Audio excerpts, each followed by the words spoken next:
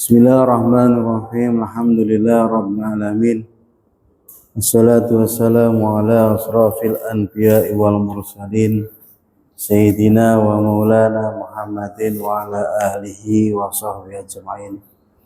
Qala mu'alif rahimahullah ta'ala wa nafa'ana bi wa bi ulumihi wa madana bi asrarihi wa adalaina bi barakatihi fi daraini amin ya rabbal alamin.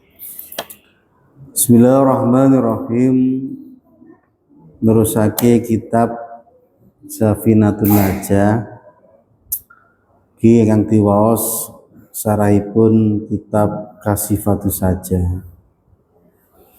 Sakmenika bab diharamkannya atas orang yang berhadas sedang. Dalam hal ini adalah orang junub. Wa yakhrumu ala junubi wa yakhrumu lan haram ala junubi ing atase wong kang junub ai al muhtisi tegese wong kang duweni hadas hadasan ausato hadas sedang. Iku sitatu asya'an 6 biro-biro perkara. Bagi orang yang memiliki hadas sedang, dalam hal ini adalah orang yang junub, ini diharamkan melakukan 6 hal, 6 perkara. Ahaduha yang pertama as-sholat. Orang yang junub tidak boleh sholat. Li hadisi, karena adanya hadis la yakbalullahu sholatan bi ghairi tuhurin wala shadaqatin min ghululin. Allah tidak akan menerima sholat yang tidak disertai suci dan tidak akan menerima sedekah dari harta haram. Terus berpijak dari hadis menika piantun ingkang kagungan jinabat boten kantuk salat ngoten sadurunge adus jinabat. Kewajiban salat tetap wajib walaupun ia itu dalam kondisi junub, tapi adus dhisik bersuci dahulu baru kemudian melaksanakan sholat. Nek langsung sembahyang gak oleh. Kula wis dawuh sapa Nawawi, Imam Nawawi. Amma idalam yajid junubu ma'an wala turaban. Imam Nawawi dawuh bagi orang yang junub ia tidak menemukan air dan tidak menemukan debu, fa inau yusolli li hurmatil waqti, maka ia tetap berkewajiban melaksanakan sholat ketika waktu sholat telah masuk. Dengan apa?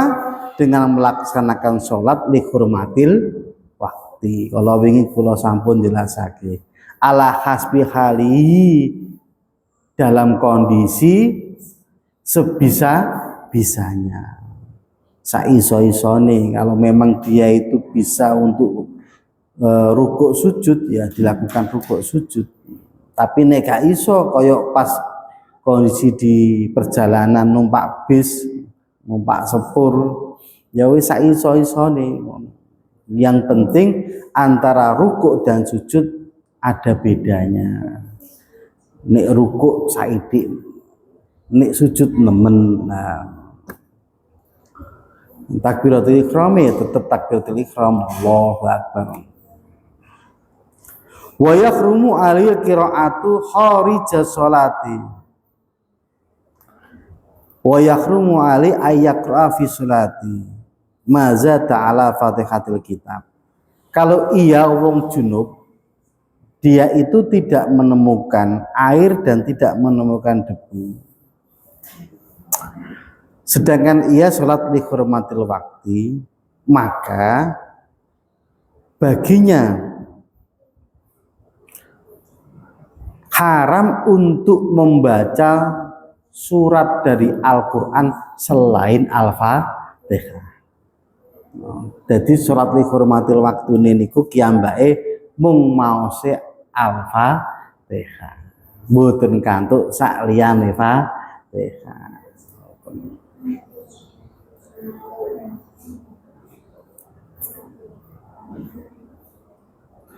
Wal yakhrumu qiraatul Fatihah, apakah diharamkan bagi orang yang junub itu ketika tidak menemukan air dan tidak menemukan debu, apakah haram membaca Fatihah? Fihi wajhani. Dalam kasus ini ada dua pendapat. As-sahihu, pendapat yang benar, al-mukhtaru yang dipilih oleh ulama, annau la yahrumu bal yajibu fa inna sholata la tasihu illa biha. Menurut pendapat yang benar yang dipilih oleh ulama, dalam kondisi seperti itu kiambae tetap mawon maos Fatihah, tidak haram.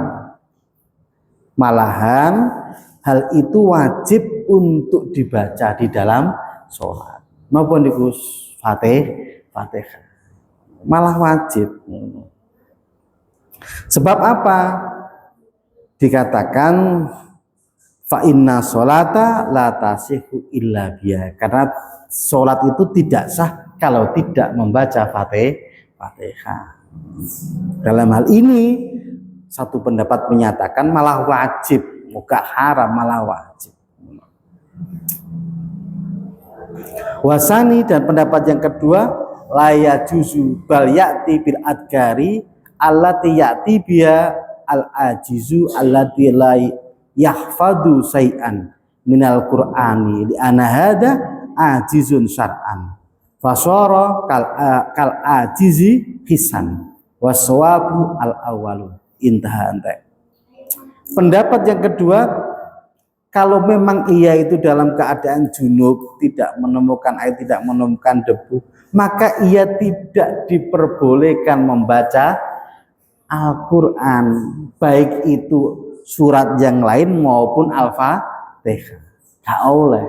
Jadi kiambae sholat li hurmatil waktune niku kiambae maos di dikir.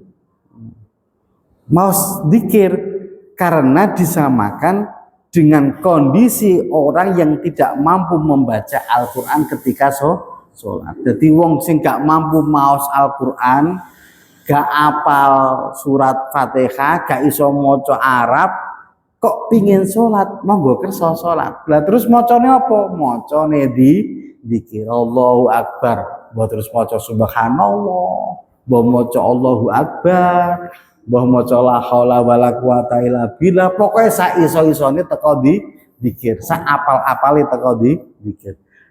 Dalam kasus menika disamakan karena kondisi tidak mampu ini disamakan dengan tidak mampunya bagi orang yang tidak mampu membaca Al-Qur'an. Makanya kaul yang kedua, pendapat yang kedua, gak oleh maca Fatihah, oleh dikir. Tetapi di dalam kitab Kasifatus Saja menika wassawabu al-awalu. Pendapat yang benar ini adalah pendapat yang pertama. Yakni nopo? Wong sing dalam keadaan junub tidak menemukan air, tidak menemukan debu, maka ia tetap wajib membaca Fatihah ketika melaksanakan sholat li hurmatil waktu. Dunung nggih. Nah, terusane malih wasaniha yang kedua. Orang junub diharamkan untuk melakukan apa? Wasaniha yang kedua itu at-tawafu tawaf. Li khabaril Hakim krono hadis saking Imam Hakim. At-tawaful bil baiti salatun. Aika salatu fi satri wa taharati. Yang kedua, orang yang junub tidak boleh tawaf. Wong sing gadah hadas sedang nggih menika junub ora oleh tawaf. Ora oleh tawaf. Karena tawaf mengitari Ka'bah itu seperti halnya sholat. Di dalam hal menutup aurat dan di dalam hal bersuci. Jadi wong tawaf niku ya koyok sembayang, wajib nutup aurat, wajib bersuci. Nah, ngoten. Bagaimana ketika tawaf kan 7 kali putaran. Ternyata di tengah-tengah itu terus batal. Munggono kan nggih, wong jenenge wong. Bareng ngono ternyata terus batal karena hadas. Maka dia itu wajib untuk keluar di dalam tawafnya, kemudian bersuci kembali. Pertanyaannya, apakah dia itu baleni munggono dalam putarannya wis entuk telu, apa baleni siji meneh, apa nerusno wis entuk telu karek papate? Di dalam hal ini ulama menyatakan nek di dalam kondisi seperti itu maka kula jenengan kapurih nerusno. Wis entuk telu bar wudu mlebu meneh terusno putaran yang keempat. Berbeda menurut pendapat dari Malikiyah. Dikongkon baleni dari awal.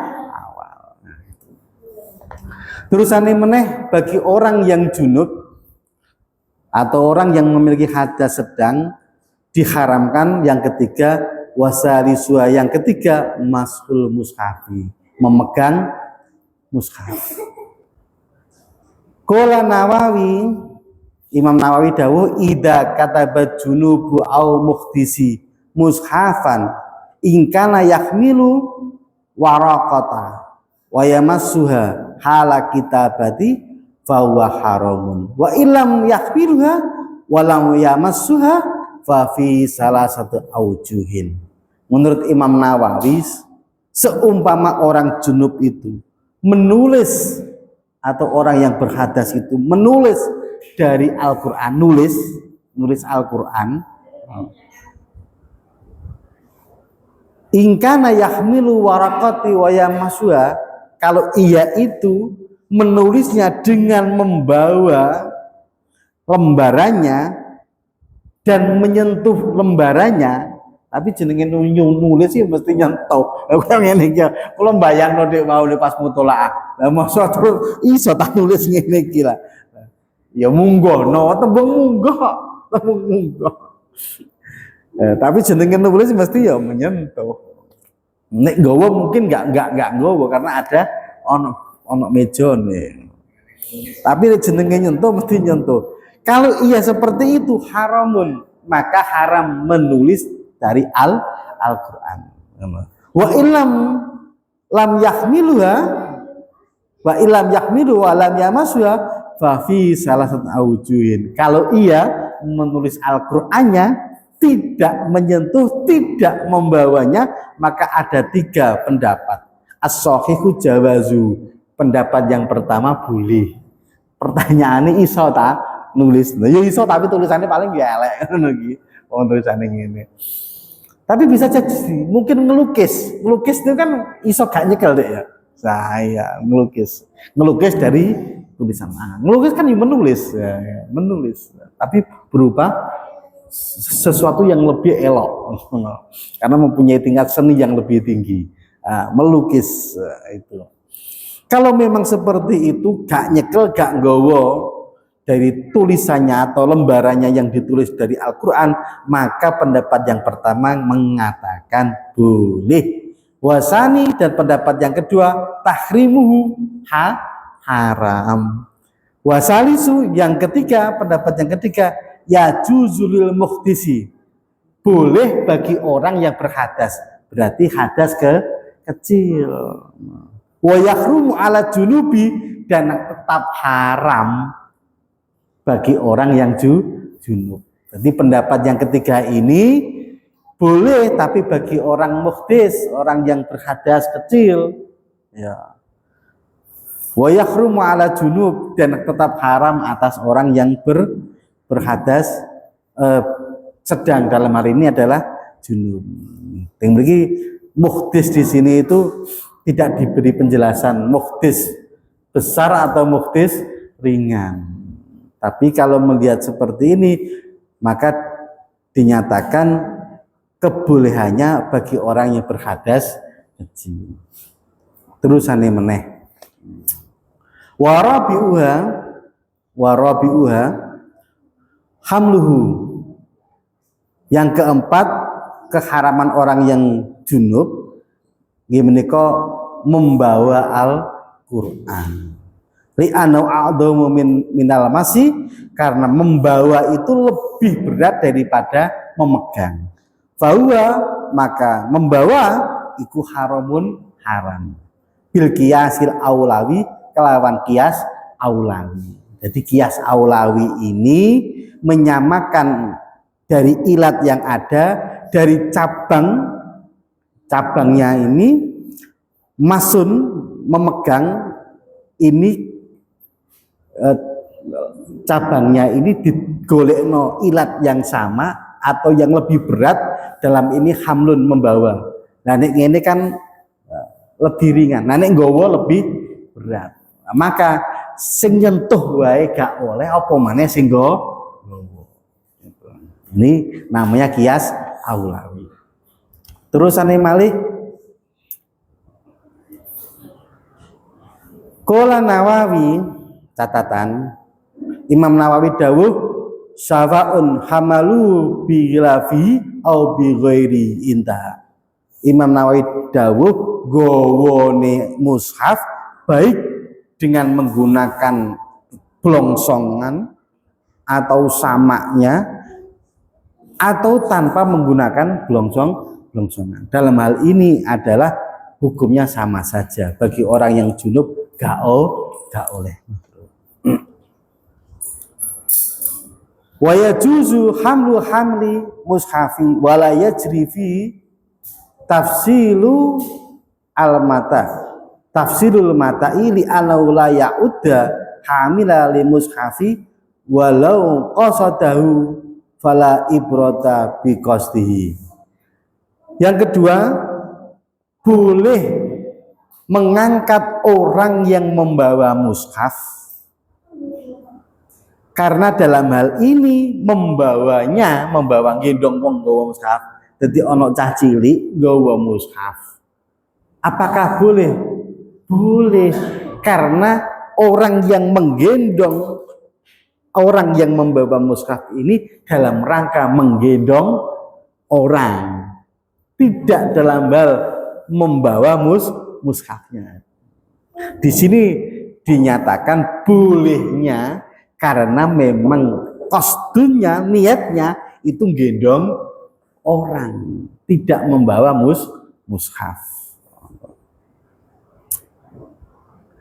Terusane malih wala yajibu man usabi mumayyizin walau junuban min hamli mushafihi wa masihi li hajatin tu'allimu wa masaqati istimrarihi mutatahhirun famahalu dzalika in kana lidirasa. Yang ketiga, catatan yang ketiga, kalau kalian jenengan tidak wajib menahan anak kecil yang mumayyiz. Anak kecil, cah cilik, mumayyiz. Mumayyiz iku wis ngerti apik elek, tapi bocah cilik dene, bocah cilik.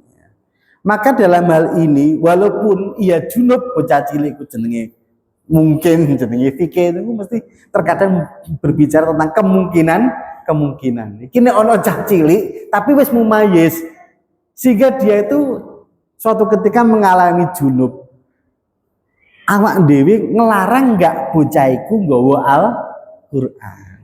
Yang mriki dikatakan enggak perlu dilarang bocah cilik iku nggawa Quran kalau nyata-nyata bocah cilik sing mumayyiz niku membawa Al-Qur'annya dalam rangka untuk melaksanakan pembelajaran dan dalam rangka dia itu untuk menelaah membaca Al-Qur'an. Tapi nek mung nggawa tok ora niat belajar, maka kula jenengan kapurih nglarang. Tapi kalau dia membawanya dalam rangka untuk belajar dan membaca Al-Quran, maka kula jenengan tidak perlu melarangnya. Qala Asibrom Mulisi, si Ali Asibrom Mulasi dawuh bikhilafi tamkinihi minas sholati wat tawafi au nahwihima ma'al hadas intaha. Menurut Syekh Asibri ngangele jeneng Asibrom Mulisi, Asibrom Mulasi kiambake dawuh berbeda dengan anak kecil yang mumayyiz ketika akan melaksanakan sholat dan tawaf. Maka kula jenengan kalau tahu anak itu dalam keadaan junub, kula jenengan tetap kudu ngelarang. Ojo sholat, ojo tawaf. Aduson dhisik ngono. Wa yakhrumu tamkinu ghairu mumayyizin man nahfi mushafin walau ba'du ayatin lima fi minal ihana. Kula jenengan kapure nglarang nek ana bocah sing gurung mumayyiz cuwilik, gurung ngerti bener gae, kemudian ia bermain-main dengan mushaf atau sebagian dari ayat lembaran dari Al-Quran, maka kula jenengan kapure ngelarang. Gak oleh. Karena itu nanti kalau ada pembiaran akan memberikan kesan ihana, kesan melecehkan. Ngono lho. Ono cah gede sing ngerti kok gak ngandani. Padahal nyoto-nyoto sing digawa bocah cilik iku mau Al-Qur'an. Lah iya kok ya dienggo uncal-uncalan, ngono lho. Kok ya dienggo sadu-sadukan. Sing gede kok menengae lho. Maka sing gede-gede kedosan. Orang larang kedosan. Faedah diloncati kula kuatir wedale mungkin mboten ngatasi. Wa khamiswa yang kelima al-lubsu, berdiam diri sebentar. Fil masjidi, di dalam masjid. Wa utai masjid iku ma bangunan, iku ma tempat wukifa yang diwakafkan lissolati untuk sholat. Jadi masjid itu adalah tempat yang diwakafkan untuk sholat. Yang kelima dari keharaman orang yang junub yaitu berhenti sebentar di dalam masjid. Masjid itu apa sih? Apa-apa sing diwakafno untuk sholat. Iki klebu masjid. Mana lubsu biqadri tumakninah. Walau berhenti sebentarnya itu semisal sekedar koyok tumakninah. Tumakninah mau subhanallah. Koyok wong maca subhanallah. Tok iku lho. Kula jenengan gak oleh wong sing junub niku terus meneng sebentar ning gone masjid walau sekedar. Lamanya tumakninah. Jadi gak oleh. La uburu tidak termasuk ubur. Ubur itu apa? Lewat. Wa ad-dukhulu min babin wal khuruju min akhar bi khilaf ma idlam yakun lau illa babun wahidun fayamtani'u dukhulu. Kalau lewat saja, wong junub lewat, syaratnya lewat harus ada dua pintu. Ono pintu masuk, ono pintu keluar. Ono pintu masuk, ono pintu keluar. Tidak boleh kalau hanya ada satu pintu. Nah, koyok ning kene gak oleh iki. Karena pintu masuknya di situ, pintu keluarnya di situ. Kalau di sini ada bolongan, maka boleh ubur, boleh lewat. Munggono ngomong junub lewat kono. Mlaku dik metu teko gini. Tapi kalau di sini buntu, yang adanya di situ satu pintu, maka tidak boleh masuk ke dalam masjid. Mboten kantuk niku berarti yang nek muter ngono. Masuk dari situ, keluar dari sana.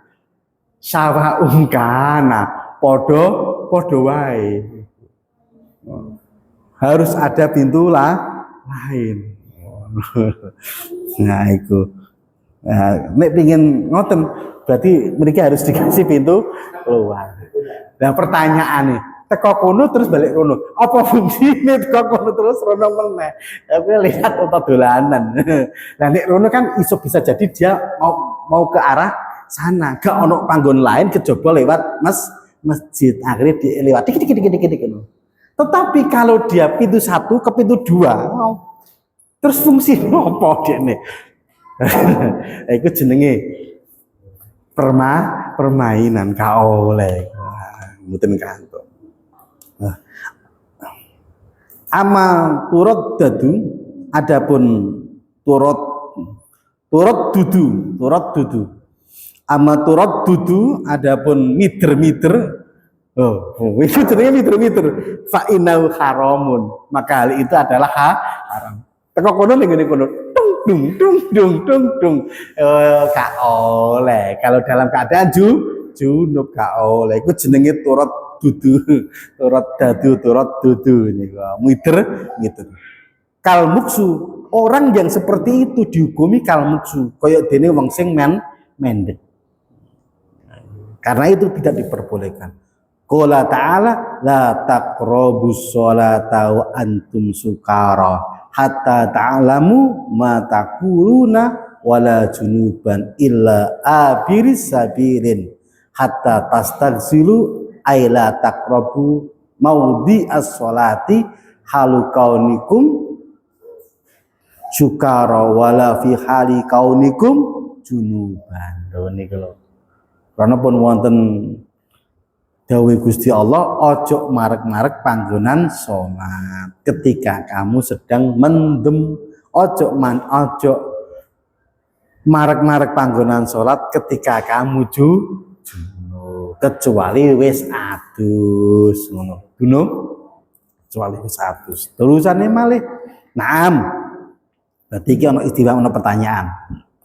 Naam, nggih, ya juzu boleh lubsu fi lidorurati ka'annama fi faqtalama wa ta'addara khuruju li khaufin min asasin wa nahwihi lakin yalzamuhu at-tayammumu in wajada ghairu turabil masjidi amma turabuhu wa wadakhilu fil waqfiyatihi ka'an kanal masjidu turabiyan fayakhrumu tayamumu bi wayasihu. Titik. Nah, seumpama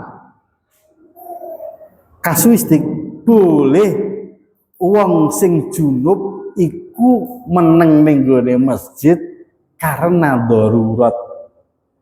Kasusnya apa? Ono wong turu dalu-dalu ning gone masjid, mari ngono dhewe ikhtilam ngipi metu mani. Maten-maten niku kiambake dalam kondisi seperti itu ada ketakutan untuk keluar. Kalau dia keluar ke masjid, keluar dari masjid, bengi-bengi dia takut dengan asasin. Sapa iku?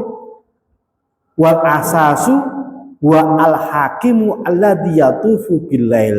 Jadi polisi sing muter-muter ya gak butuh polisi, keamanan security yang dia itu patroli di malam hari. Wong iku turu ning gone masjid dadak mengipi metu mani, padahal wong junub gak oleh muksu, gak oleh mendek ning gone masjid. Tapi nek dekne metu engko wedi diarani pencuri. Loh, piye ngono ki?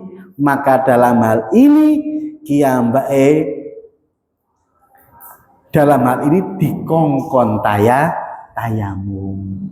Dikongkon tayamum. Tapi tayamum gak oleh menggunakan debunya masjid seumpama masjid itu terbuat dari tanah. Jadi masjid Turabian itu masjid teko tidak boleh menggunakan, intinya gak oleh menggunakan fasilitas masjid walaupun berupa debunya masjid, karena memang masjid itu dibentuk model tanah Turabian, karena itu dimungkinkan ada debunya. Tapi nih seperti itu mengambil debu dari masjid gak oleh sampai sakmono rek. Karena apa? Karena debu yang ada dalam masjid ini bagian dari bangunan masjid. Karena bangunan masjid itu tidak diperbolehkan untuk keperluan yang lain. Hanya untuk wakafnya itu. Wakafnya memang untuk pembangunan, gak hanya untuk pembangunan, gak oleh untuk bersuci. Sampai sak monten loh, bab wakaf itu sampai sak monten. Makanya kula niku kadang kuwatir kula niku nerima duit teko masjid teko mushola sing ada pembangunan. Kuwatir duit itu diambilkan dari dana pembangunan. Wah, buyar itu. Mboten ngantuk. Karena orang wakaf itu keinginannya dijadikan bangunan. Lah kok malah digawe pengajian loh kan. Terusan malih walau jami'ah zaujatu fihi wa huma maroni. Kasuistik lagi. Apakah boleh melewati masjid orang yang jima? Ono meneh niki munggono lanang wedok utuk-utuk. Bareng utuk-utuk omah ning kono. Nah dhewe ne pengin ngentasno utuk-utuke ning gone omah. Kebelete ning gone guritan, ngono lho. Munggono ngene. Iki masjid nggih ana lawange ning kene. Omahe dhek ning kono. Teko guritan, mari teko tambak. Mlaku mbek bojone dadak kebelet. Bareng kebelet akhire utuk-utuk. Utuk-utuk kabung sepi, wis kok dibarno pisan utuk-utuke ning gone omah. Mau menuju rumah tidak ada jalan lain kecuali melewati masjid. Maka dalam hal itu diperbolehkan ya Allah. Walau jami'al zawjatu fi wa maroni lam yahrum, maka ora haram. Amalau makasa fi li udrin fa'ilnahu yamtani'u mujama'atuha hainaidin. Berbeda kalau ini mau kan liwat ya. Berbeda, ono kondisi kebanjiran, terjadi bencana, akhirnya diungsikan ke masjid. Biasanya ngono loh, diungsikan ke sekolahan ke masjid. Kemudian yang diungsikan ke masjid, walaupun suami istri gak oleh, walaupun pingin utuk, gak oleh, ngono loh. Di saat itu tidak diperbolehkan, ngono loh. Karena iku ya ono ae iki. Lau makasa lamun mandek di ing dalam masjid li udrin, sebab udur fa inna yamtani'u, maka dalam hal itu yamtani'u dicegah. Mujama'atuhuma kumpule orang itu hainaidin saat itu juga. Jadi gak oleh kan, dan ketika cara Jawane ana Pak wong ngapene uduk-uduk langsung ya aja ning kene. Jenenge kudu langsung mencegah aja uduk-uduk ning jero masjid.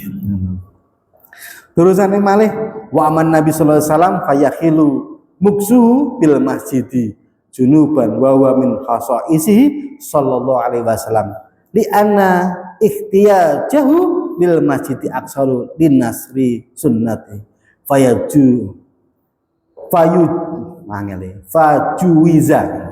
fajuiza lahu dalika lakinnahu lam yaqa'u minhu. Oh ngeten.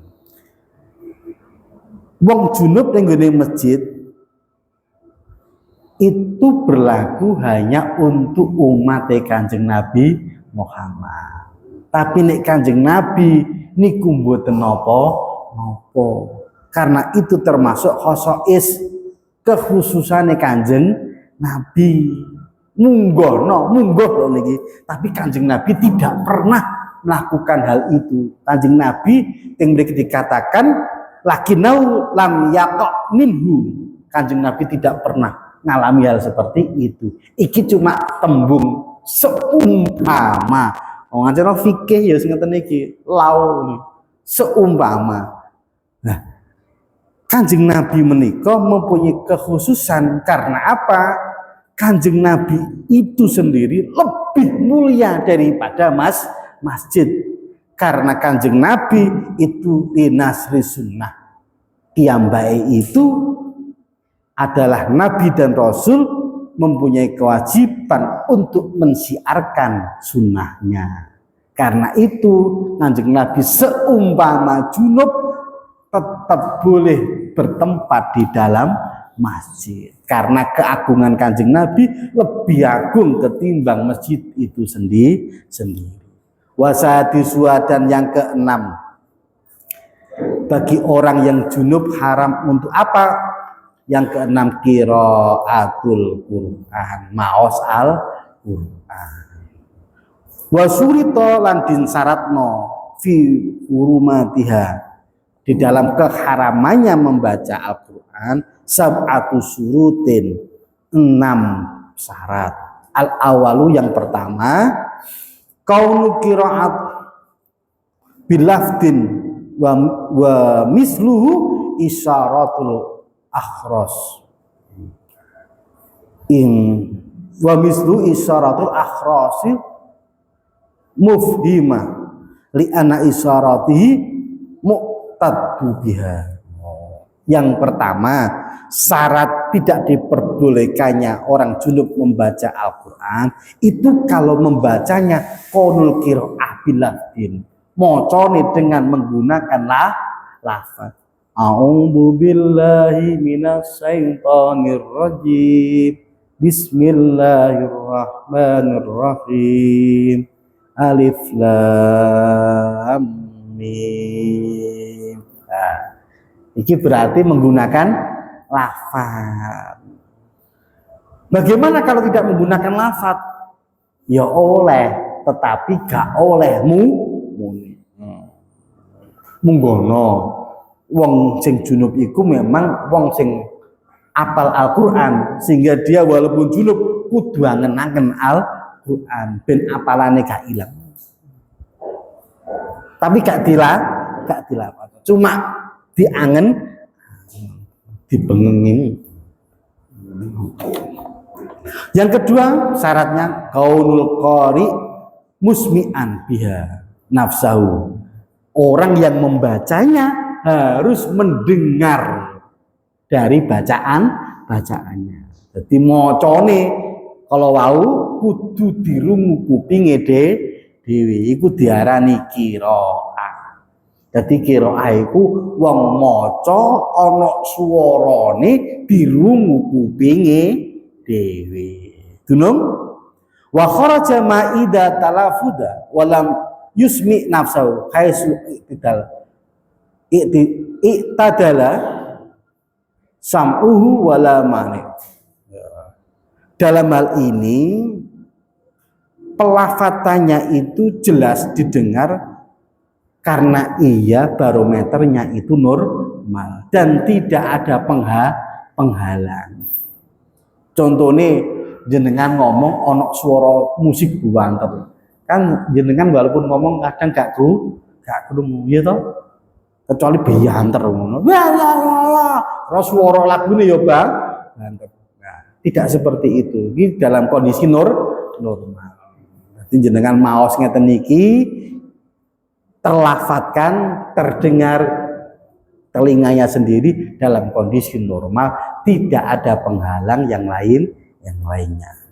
Syarat berikutnya yang ketiga, qauluhu musliman fakhrajal kafir. Orang yang membaca itu harus muslim, tidak termasuk orang kafir.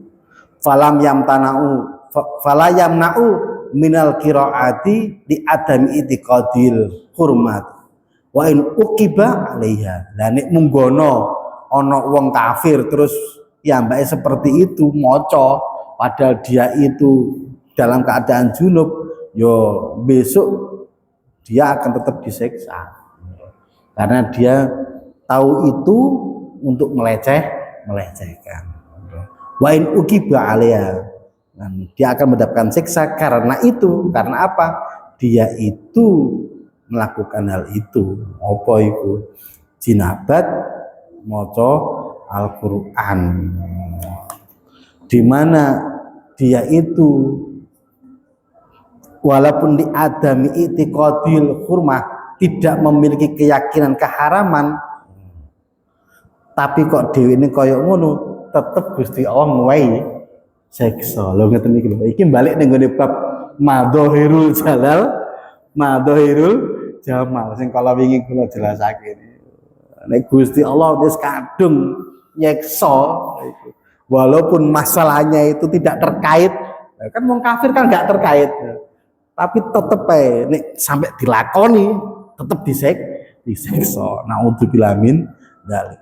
Ar-rabi' yang keempat qaulu mukallafan fa kharaja sabi wal majnun. Orang yang membacanya ini mukallaf. Mukallaf iku apa?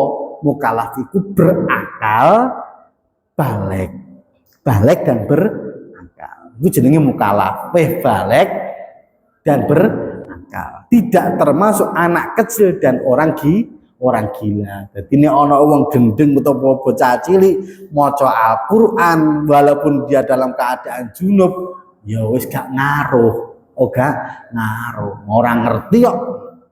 Jenenge sobi ku ora ngerti, cah cilik. Jenenge wong bento ku ya gak ngerti, wong gak duwe akal. Yang kelima, qaulu ma'ata bil Qur'an haitsu qala qiraatul Qur'an fa kharaja Taurat wal Injil wa mansuh at-tilawati walau baqiya hukmu ka ayatil rajam. Yang kelima, yang dibaca itu adalah Al-Qur'an. Bukan selain Al-Qur'an. Jadi ini ono walaupun selain Al-Qur'an itu juga termasuk kalamullah, termasuk firman Gusti Allah yang diturunkan oleh Allah kepada nabi-nabi sebelum Kanjeng Nabi, maka membacanya itu cara wong junub ora apa-apa, sing gak oleh iku nek maos Al-Qur'an atau ayat yang telah dinasah, yang telah dihapus seperti dalam ayat Rajam.